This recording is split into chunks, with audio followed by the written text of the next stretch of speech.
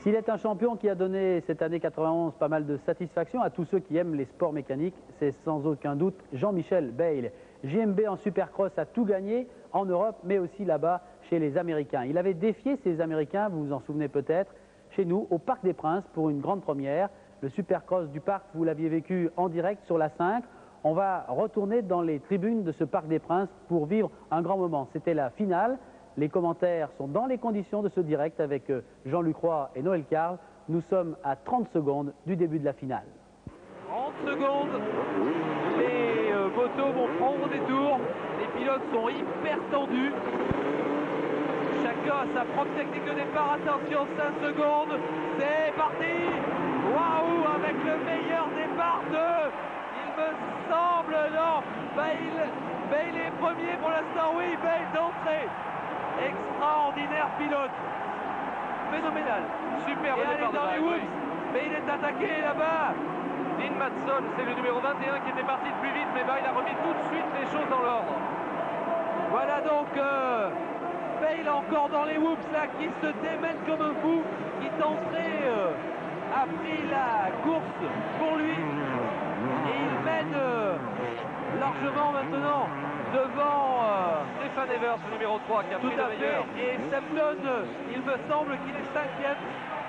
Voilà donc derrière lui il a le Belge Stéphane Evers pour l'instant. Voilà le Jean-Michel Bayle, derrière lui il y a Evers.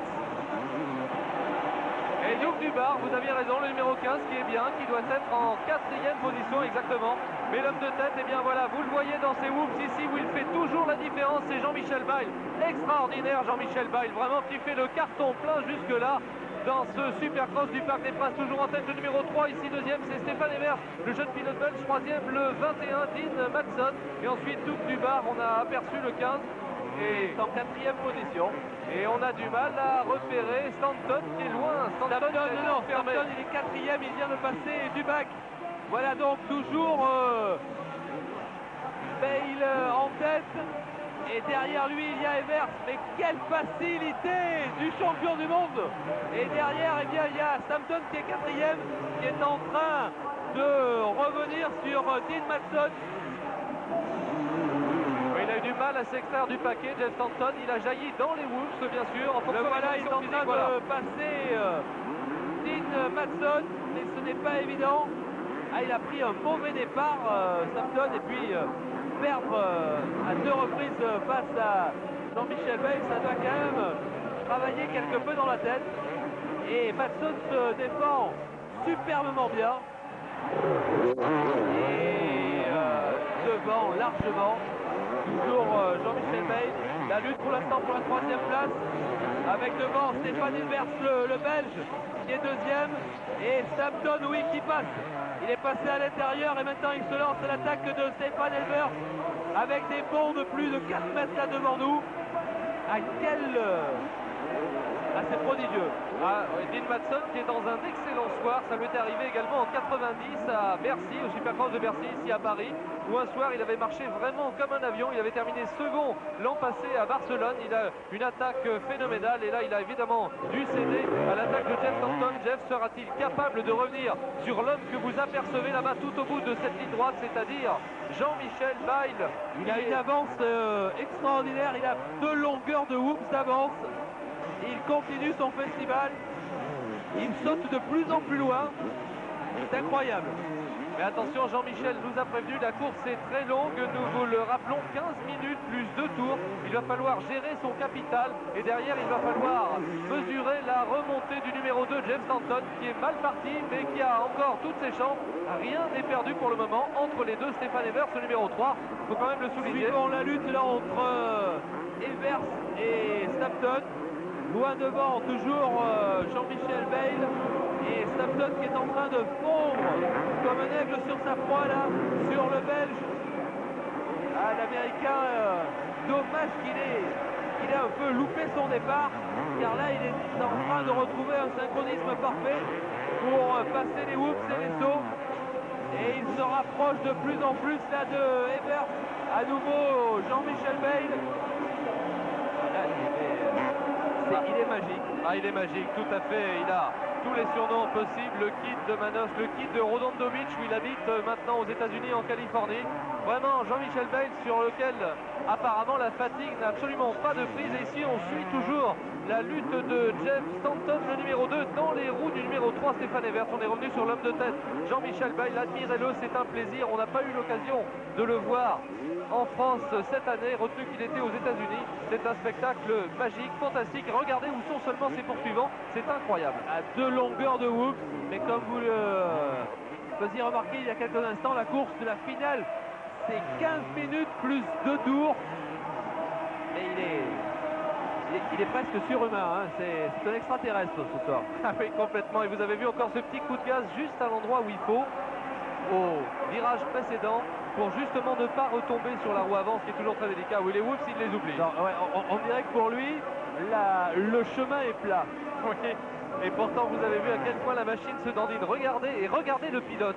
Admirez juste la tête du pilote et le bassin. Vous allez voir, ça ne bouge pas. Ce qui signifie en clair, là, il a essayé de dépasser un attardé juste avant le petit virage à droite. Il n'a pas réussi, mais pas de problème. 2 coups de gaz plus tard, il est devant. Et en plus, c'est un athlète 1m83 pour 73 kg. Parfait. Pas un pouce de graisse, vraiment. Vous l'avez vu à peine essoufflé tout à l'heure après sa demi-finale quand il confiait ses impressions. Voyez encore ce petit coup de gaz qu'il est le seul à donner ici. Ça, c'est incroyable. Je ne comprends pas pourquoi des garçons comme Evers ou Stanton, qui possèdent une maîtrise du pilotage absolue, ne sont pas capables. Et là, toujours Stanton qui est juste dans les roues d'Evers, qui n'arrive pas à le passer. Mais l'écart, pour le moment, ne se réduit pas du tout avec Jean-Michel Bayle qui continue son forcing. Je crois qu'on devrait aller voir la lutte là, entre Evers et Stanton juste derrière. Voilà, merci à Georges Giuffret, le réalisateur, voilà, qui nous permet de suivre. Regardez, l'homme qui est encore en l'air, le numéro 2, c'est Stanton, et qui fait des petites fautes, hein. Stanton, il est fatigué là, manifestement, alors qu'Evers, évidemment, avec toute la fougue de sa jeunesse, 18 ans, Stanton va-t-il parvenir sur la fin des whoops à prendre le meilleur? À l'intérieur peut-être, non, pas du tout. Mais quelle lutte entre les deux hommes. Des petits regards quand même de temps en temps pour savoir de la part de Stéphane Evers où est exactement Stanton. Et Stanton est juste derrière lui. Voilà. Superbe ce saut. Vous voyez que dans l'attribution des numéros, eh bien, les organisateurs ne s'étaient pas trompés. Numéro 1, Jean-Michel Bayle, jusqu'à maintenant c'est incontestable. Numéro 2, Jeff Stanton, il aimerait bien justement l'arracher cette deuxième place, mais pour le moment Stéphane Evers, le numéro 3, fait tout pour l'empêcher de la conquérir. Une lutte terrible, là vraiment à couteau tiré, c'est l'engagement intégral, et j'ai l'impression que si Stanton ne parvient pas à prendre le meilleur sur Evers, il va prendre un sacré coup au moral. Stanton qui voulait mettre un point d'honneur à l'emporter ici en France, alors que Bayle est venu lui arracher ses 2 titres, parce que c'est lui, l'homme que vous voyez ici avec le numéro 2, qui détenait les 2 titres de Supercross 250 et de Motocross 250 aux États-Unis. On lui a donc dérobé ces 2 titres, il n'en a plus qu'un qui peut peut-être remporter, c'est le titre en 500. Donc vous imaginez avec quelle hargne il est venu ici à Paris pour essayer de se battre contre Bayle et pour lui arracher cette victoire. Il ne peut rien faire et pour le moment il n'arrive même pas à devancer le Belge Stéphane Evers, peut-être sur ses sauts ici. Peut-être, oui, ça y est, il est passé. Stanton est passé devant Evers. Est-ce que dans les whoops, qui va être le meilleur? Parce que dans le saut près de la banderole, c'est toujours Evers qui est un peu plus long. Effectivement, Evers est peut-être passé, non. Stanton encore dans les whoops. Stanton dans les whoops qui est en train de prendre une avance certaine mais maintenant sur Evers. Evers qui n'a pu soutenir le rythme là de Stanton dans les whoops. Et toujours devant, bien entendu, Jean-Michel Bayle, alors que nous le redécouvrons dans ce qui fait le mieux. Voilà. On dirait qu'il se promène. Admirons le style de Jean-Michel. On va essayer de vous décrire les différentes phases justement sur un tour par exemple, puisque nous avons un peu de temps. Il conserve toujours une marge phénoménale d'avance sur Jeff Stanton qui vient de prendre la 2e place. Voilà ici Jean-Michel dans les whoops, peut-être sa spécialité. Peut-être l'endroit où il parvient à écœurer littéralement ses adversaires. Regardez avec quelle maîtrise. Jean-Michel n'est jamais en faute. Et Stanton là qui a eu un problème, qui s'est arrêté, qui repart seulement maintenant. Et probablement Stéphane Evers lui est passé devant, puisqu'Evers n'était pas loin du tout de Jeff Stanton, décidément, qui accumule toutes les déconvenues. Oui, Stanton qui secoue la tête, vous l'avez vu sur ce saut, qui est passablement écœuré par le succès insolent, la victoire insensée de Jean-Michel Bayle ici au Parc des Princes. En tout cas, sa domination pour le moment. On revoit au ralenti ce qui est arrivé à Stanton. Stanton qui Ah oui, il a mal négocié, il est tombé. Et maintenant, il me semble qu'il est 5e. Et oui, il va être très dur pour revenir devant. Je pense que Jean-Michel Bayle l'a carrément écœuré ce soir. Et c'est vraiment le plus fort, le numéro 1. Incroyable, là, cette faute de Jeff Stanton. C'est John Van de Berg, le numéro 11, qu'il essayait de doubler avant ce plateau, cette table, mais il était encore derrière, évidemment. Il a été déséquilibré. La rue de la roue avant. Fauché est toujours en tête Jean-Michel Bayle. Donc suivons le pilotage de ce garçon d'exception. Vous avez vu à l'instant ce petit coup de gaz qui cabre la machine avant cette courbe à gauche. Jean-Michel qui ne faiblit absolument pas, qui ne ralentit pas son rythme. Il a trouvé son rythme et depuis le deuxième tour, et si on devait le chronométrer, ça doit être à peu près à quelques centièmes près, exactement le même temps sur chaque tour. Et regardez comment il oublie un garçon comme Doug Dubar, le numéro 15, que vous avez à peine aperçu à l'écran, qui était tout de même 4e tout à l'heure et qui a emporté la course, Dr. Day. C'est absolument incroyable. Actuellement, Jean-Michel Bayle est le seul à concourir dans sa catégorie. Alors que Stampton, lui, carrément a de gros ennuis là. Il a calé, il est même je ne sais pas s'il est tombé, mais il a eu il se fait prendre un tour par Jean-Michel Bayle. Voilà. Bayle qui vient de lui faire prendre un tour et Stampton qui va... Non, il ne s'arrête pas. Il va continuer, mais là, vraiment, c'est la consécration du plus grand, il n'y a pas de problème. C'est même l'humiliation, la totale pour Jeff Stanton. On est même un peu gêné pour lui. C'est un garçon qui ne méritait pas ça. On aurait presque aimé que la lutte soit terrible entre les deux. Mais là, il est tellement très fort. Oui, Philippe. Ouais, Stanton va s'arrêter. Il a enlevé sa visière. Il va s'arrêter. Ok, oui, c'est sûr qu'avec un tour, il ne pouvait plus revenir. Et là, maintenant, eh bien, nous allons nous faire plaisir, suivre le meilleur pilote au monde, enfin en France. Tout à l'heure, il a eu un mot très gentil pour le public. Il a dit je suis parti aux États-Unis, beaucoup me l'ont reproché, car beaucoup voulaient me voir en France, mais il a déclaré qu'en France, eh bien, il n'avait plus rien à prouver et qu'il reviendrait lorsqu'il serait le numéro 1. Il l'avait promis, il l'a fait. Il est ce soir au Parc des Princes dans ce Supercross.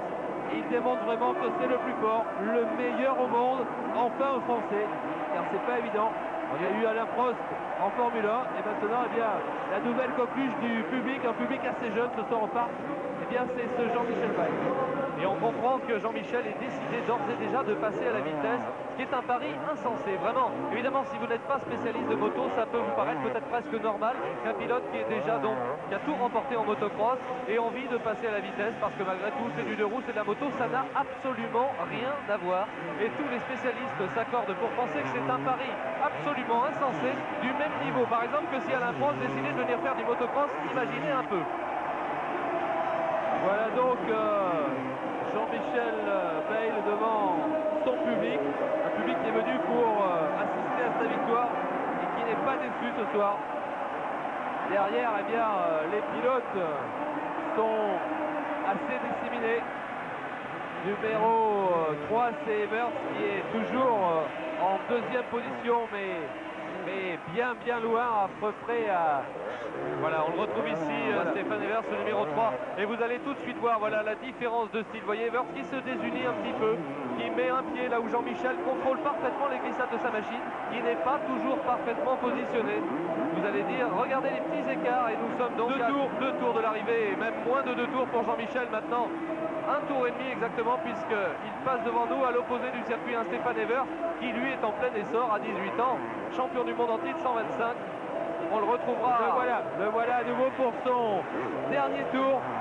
Jean-Michel Bayle, ici c'est carrément du délire. Tout le public du parc est debout. Voilà, il entame son dernier tour. Il sait qu'il a gagné. Voilà, tout le monde est debout ici au parc. Hervé, tu bel reçois. Oui, Philippe. Non, c'est pour vous dire que Stanton est déjà sous la douche, il vient de se déshabiller, il est juste à côté de nous près des vestiaires. Voilà, Jean-Michel qui lève le bras avant même la fin de ce dernier tour. Vous voyez, on balance des confettis, les commissaires font jaillir la folie ici, oui, super, quelle image. Vraiment, à 22 ans, c'est la réussite, la plus belle réussite peut-être du sport mécanique français. Il fait ce qu'il veut. Il fait ce qu'il veut avec une moto. Regardez. Allez, les Woods, et il va franchir pour un dernier saut sans doute superbe. Le voilà, il a gagné. Et non, il reste sur sa machine. Il allait finir par... Phénoménal. Là, Jean-Michel qui doit être fou de joie, qui va probablement jeter, voilà ici les lunettes dans le public pour remercier ce public ici qui l'a soutenu toute cette soirée. Ici, voilà les lunettes, hop. En général, le reste de l'équipement suit. Vous vous rappelez également de la joie de Kevin Schwantz en Angleterre. Phénoménal, surnaturel. Il va falloir vraiment regarder le dictionnaire des synonymes pour trouver des qualificatifs pour Jean-Michel Bayle. Et tout ça avec une facilité déconcertante. C'est vraiment un super champion qui est fêté ce soir ici. Et en plus, on vous le disait, une fraîcheur d'esprit, vraiment. Un garçon qui est resté comme à l'origine, aussi simple, aussi abordable, aussi lucide, aussi intelligent, aussi clairvoyant, revoyant au ralenti quelques-unes des plus belles actions de Jean-Michel Bayle. Et là, on va faire un hommage à Jean-Michel. Nous laissons parler la musique. Le voici. Préparez vos magnétoscopes. C'est le champion du monde en titre.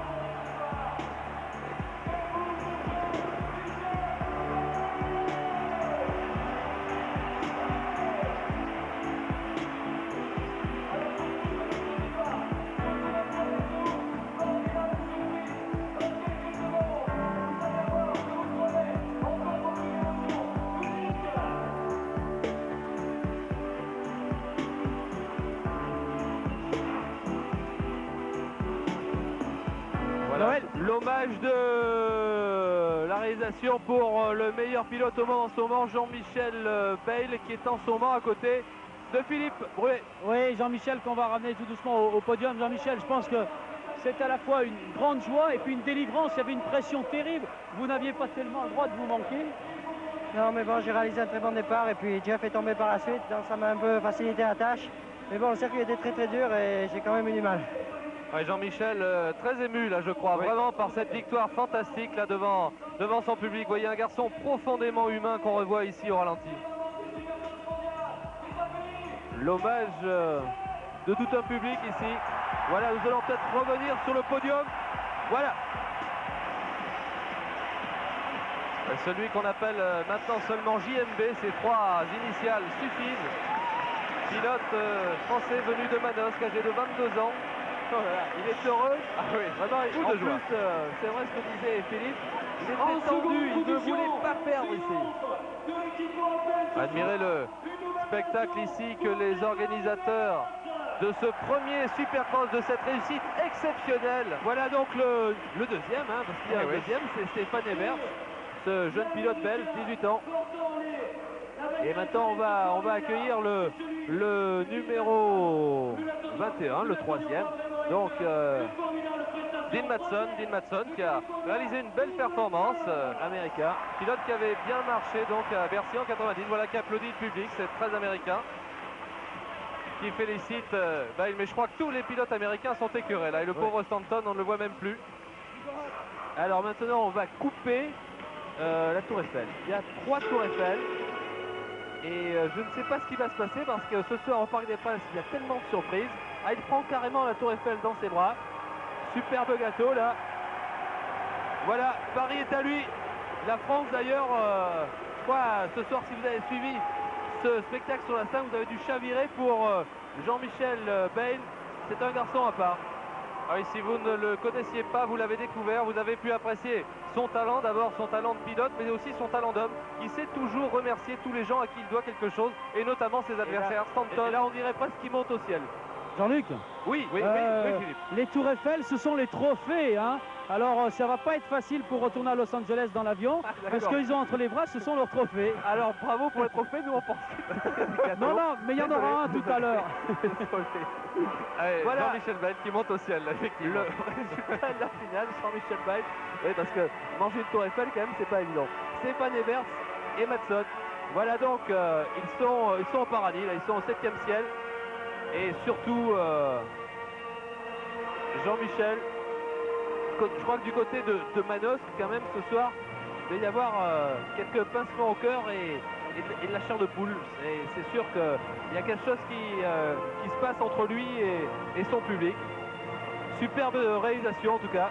Ouais, c'est magique, là, vraiment, ce qui s'est passé ce soir au parc. Si vous l'avez vécu Eh bien, devant vos écrans, je crois que nous avons essayé de vous le rendre de la meilleure manière qui soit. Voilà, c'est la conquête d'une planète par Jean-Michel Bailly.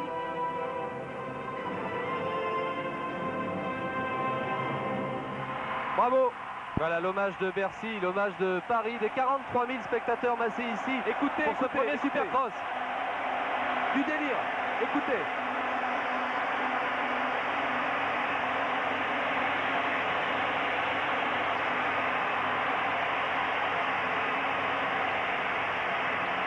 Phénoménal. Véritable délire là également. C'est grâce à des champions du calibre de Jean-Michel Bailly eh bien, que la moto va peut-être enfin un jour, si ce n'est déjà fait, réussir à se débarrasser de cette image un petit peu de loubarde qu'elle a pu avoir à une certaine époque. On en est bien loin, vous voyez maintenant, dans le cadre du motocross, mais aussi de la vitesse. Eh bien, ce sont de véritables champions, des athlètes et des hommes de cœur comme les Jean-Michel Bailly. Et le spectacle continue. Regardez. Je vous rappelle, nous sommes bien au Parc des Princes.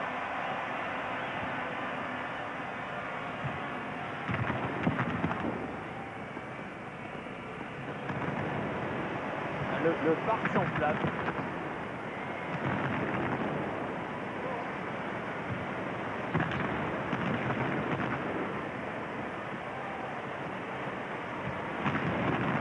Là aussi, dites-vous bien que ce à quoi vous assistez est vraiment unique au monde parce que les organisateurs américains ne mettent jamais autant de fastes pour organiser leurs manifestations. L'exemple est venu au départ des États-Unis, mais jamais les organisateurs américains ne font profiter leur public d'un tel faste. Absolument jamais. C'est vraiment typiquement français. Encore bravo et merci à Eric Klein pour cette soirée fantastique.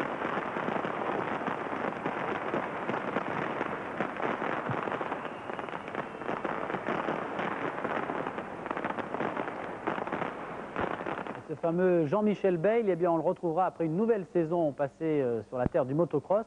On le retrouvera dans un an, toujours au guidon d'une moto, mais cette fois pour défier les circuits de vitesse. On passe maintenant au motonautisme, championnat de France Inshore F3000, avec une saison rythmée au son de la bagarre et du duel entre Jimmy Revers et Pierre Pujol, Jean-Luc.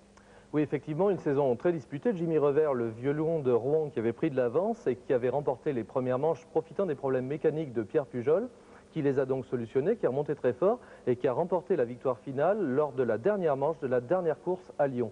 Mais vous allez voir, le motonautisme, ça n'est pas encore connu, ça provoque des images absolument fantastiques. C'est aussi beau que de la moto ou de l'automobile. Point P et ses 410 agences vous présentent le championnat de France Inshore. Comment souhaiter meilleure issue pour un championnat puisque c'est à Lyon, lors de la dernière épreuve, que s'est décidée l'attribution du titre de champion de France Inshore de Formule 3000. Le constat était clair avant cette dernière course puisque Jimmy Revers, le vieux lion de Rouen, conservait 14 points d'avance sur Pierre Pujol, le tenant du titre. Une situation explosive imposant l'attaque à outrance pour Pujol s'il voulait conserver sa couronne. On a eu un début de saison difficile, une bonne demi-saison, une fin aussi difficile avec des problèmes techniques dans les deux dernières courses. Là, aux essais libres, on vient de casser un moteur. J'espère que le prochain moteur, lui, va faire la course et va me permettre de combler le retard que j'ai sur Jimmy Revers. Un Jimmy Revers lucide et déterminé comme à son habitude. À 44 ans, le vainqueur des 24 heures de Rouen 91 et leader du championnat n'était pas homme à se laisser impressionner par l'enjeu.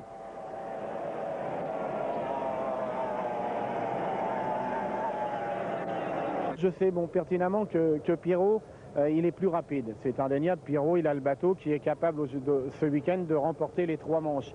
Moi, je sais très bien que pour moi, c'est impossible. Donc, j'ai quand même un petit capital point de 14 points d'avance sur lui. Donc, c'est de limiter les dégâts, éviter de me faire prendre ces 14 points. Le problème était ainsi posé, mais le duel entre les deux hommes fut arbitré par Jean-Vital de Guine, deuxième de la deuxième manche de Lyon. Pujol s'emparant de 2 victoires sur 3 et du titre pour 2 petits points seulement. Revenons maintenant au début de saison à la deuxième course du championnat disputée sur la Garonne à Toulouse pour comprendre comment on en était arrivé là. Après la victoire de Jimmy Revers lors de la première épreuve de Dinard, certains pilotes avaient une revanche à prendre comme Claude Tonella, accidenté 15 jours auparavant. Mais le plus brillant fut Franck Revers, neveu de Jimmy, lui-même second à Toulouse, qui confortait donc son avance au championnat.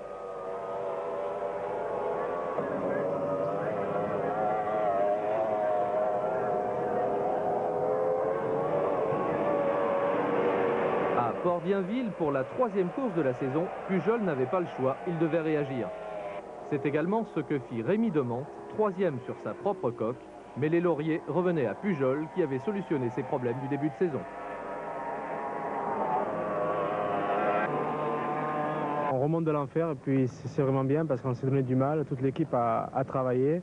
On a eu un peu des déboires dans les premières courses et là je pense qu'on est sur la bonne voie, mais en fait il ne faut pas s'endormir pour autant, on va essayer encore de faire progresser l'ensemble. Pierre Pujol avait donc refait une bonne partie de son retard sur Jimmy Revers au classement général, mais le vieux briscard était toujours là. Ses places d'honneur derrière son rival direct lui permettaient de préserver toutes ses chances après la 4e épreuve disputée à Blois, à nouveau remportée par Pujol.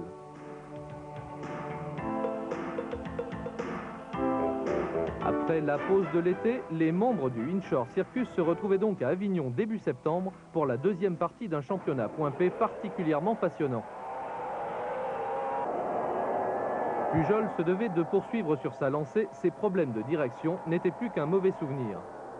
Mais Pierre Pellatan, régional de l'étape et copain de Jean Alési, fit des étincelles. Et dans l'eau, ça n'est pas toujours facile, en se classant 2e de l'épreuve derrière Pujol, vainqueur une nouvelle fois, après une bataille fantastique avec Philippe de Certaine, qui termina 3e de cette course.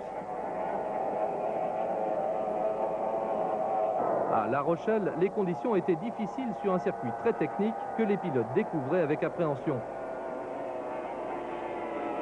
Une fois de plus, la bataille fut de toute beauté devant un public très dense. Les affrontements entre Franck et Jimmy Revers, arbitrés par De Certaine, ont séduit les plus blasés. Des incidents mécaniques, dus à l'embase du moteur notamment, ont coûté très cher à Pierre Pujol, et ce bougre de Jimmy en a profité pour reprendre 36 points à son rival.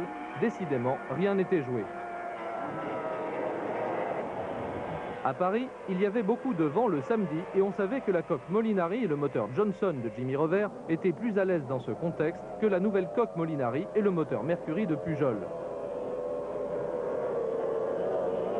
Un regard sur la bataille acharnée entre André Larue et Tony William le Britannique, champion de la classe 2000, sans oublier les efforts de Christian Philippe.